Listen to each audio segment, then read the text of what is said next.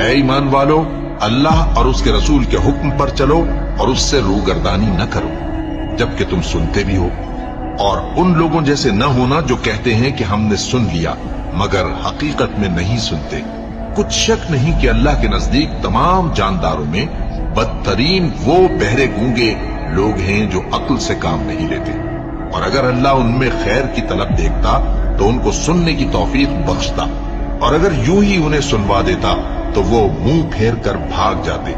مومنو، اللہ اور اس کے رسول کا حکم قبول کرو جبکہ رسول تمہیں ایسے کام کے لیے بلاتے ہیں جو تم کو زندگی جاوداں بخشتا ہے، اور جان رکھو کہ اللہ آدمی اور اس کے دل کے درمیان حائل ہو جاتا ہے، اور یہ بھی کہ تم سب اس کے روبرو جمع کیے جاؤ گے۔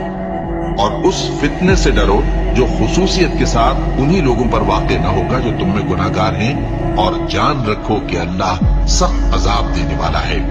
اور اس وقت کو یاد کرو جب تم زمین مکہ میں قلیل اور ضعیف سمجھے جاتے تھے اور ڈرتے رہتے تھے کہ لوگ تمہیں اڑا نہ لے جائیں، یعنی ختم نہ کر دیں، تو اس نے تم کو جگہ دی اور اپنی مدد سے تم کو تقویت بخشی اور پاکیزہ چیزیں کھانے کو دیں تاکہ اس کا شکر کرو۔